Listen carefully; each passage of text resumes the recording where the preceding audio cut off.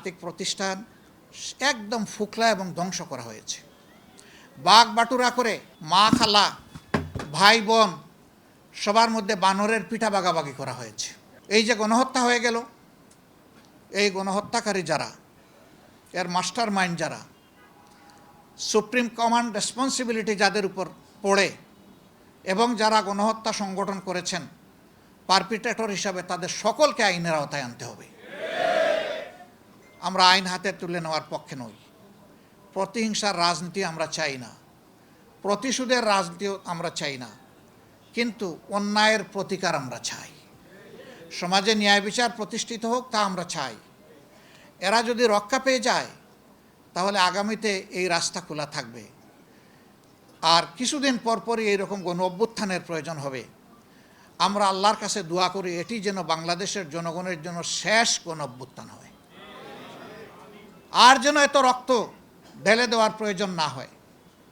সংগ্রামী ভাই বোনেরা, এখানে সাংবাদিক সমাজ আছে, তারাও নির্যাতিত হয়েছেন, দেশে হয়েছেন, বিদেশে হয়েছেন। বিদেশেও সন্ত্রাসী গুন্ডা লেলিয়ে দেওয়া হয়েছে। আমি স্বচক্ষে একবার এটা প্রত্যক্ষ করার সুযোগ আমার হয়েছিল। আমি ইংল্যান্ড থেকে ফিরবো হিথ্রো এয়ারপোর্টে, দুইজন মানুষ ছায়ার মতো আমার সামনে যায় একবার, পিছনে যায় একবার, ডাইনে একবার, বাঁয়ে একবার। আমি ডাকলাম, ডাকিয়া বললাম যে আর ইউ বাংলাদেশি? বলে ইয়েস। Are you Angel? এখন থেকে হা করে আমার দিকে তাকায়। আমি বললাম আপনারা কি ফিরিস্তা? কেন এটা বলছেন? আমি বললাম তো আল্লাহ তো ফিরিস্তা লাগাই রাখছেন দুইজন, তো আপনারা কারা? একবার ডাইনে দেখি, একবার বামে দেখি, একবার সামনে দেখি, একবার পিছনে দেখি, আপনারা কারা? কিছু বলে না। আমি বললাম আপনারা কি বাংলাদেশ মিশনে এখানে আসেন? কয় জি। তা আমি বললাম যে আপনাদেরকে তাইলে আমার পিছনে লাগিয়ে দেওয়া হয়েছে নাকি? কিছু বলে না।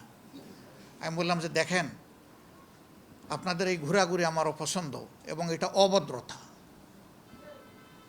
আমাকে ছেড়ে দেন, আমার পাশে ঘুরবেন না, যা পারেন ইচ্ছা করেন। আমি দেশের একজন নাগরিক। আমি আরেকটা দেশে গিয়েছি আমি ট্রাভেল করতে, সেখানে আমার সাধারণ একটা মানুষ আমি আমার পিছনে লাগাই দেওয়া হয়েছে দুইজনকে। এইভাবে দেশে কিংবা বিদেশে বাংলাদেশের কোনো মানুষ, হোক সে স্বদেশী, হোক সে প্রবাসী, হোক সে নিবাসী, সকলের শান্তি কেড়ে নেওয়া হয়েছিল।